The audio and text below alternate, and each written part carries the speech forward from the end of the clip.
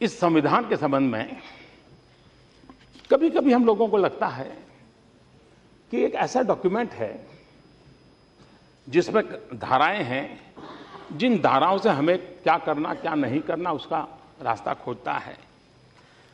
सरकार कैसे चलानी, कैसे नियम रहे, संसद कैसे चलानी, क्या करना इसका है। लेकिन ग्रेनविले ऑस्टीन उसने भारत के संविधान का वर्णन करते हुए कहा, और बड़ा मैं समझता हूं इंटरेस्टिंग है। उन्होंने कहा ये एक सामाजिक दस्तावेज है, वरना तो संविधान यानी एक कानूनी दस्तावेज हो सकता है।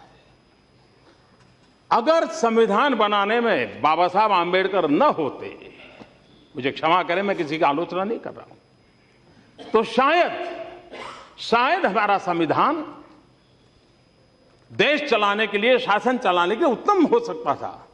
लेकिन वो संविधान सामाजिक दस्तावेज बनने से शायद चूक जाता। ये सामाजिक दस्तावेज इसलिए बना है कि बाबा साहब आंबेडकर का दर्द, उनकी पीड़ा, उन्होंने जो झेला था, उस यातनाओं का अर्क उसमें शब्द बन करके शहर निकल रहा था, और तब जाकर के संविधान का निर्माण हुआ था। और तब जाकर के एक विदेशी व्यक्ति ने कहा था कि ये सामाजिक दस्तावेज है।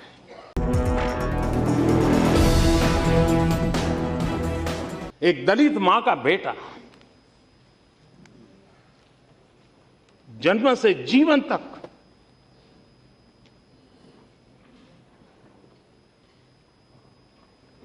सिर्फ यातनाएं झेली,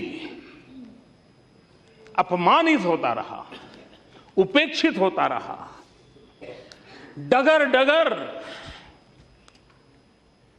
उनको सहना पड़ा। उसी व्यक्ति के हाथ में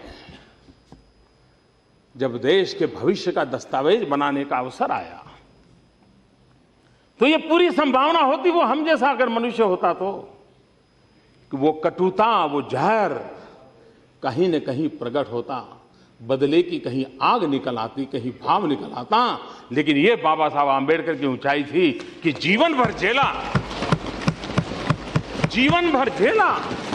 लेकिन संविधान में कहीं पर वो बदले का भाव नहीं।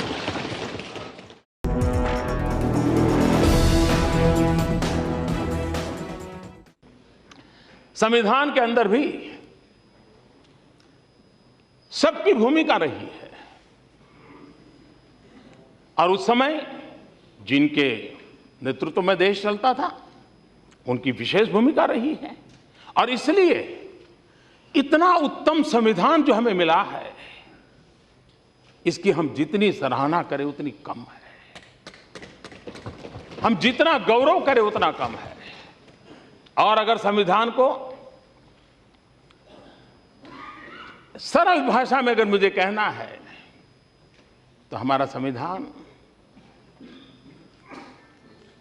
Dignity for Indian and unity for India, इस दो मूल मंत्र को साकार करता है। जन सामान्य की डिग्निटी और देश की एकता, अखंडितता।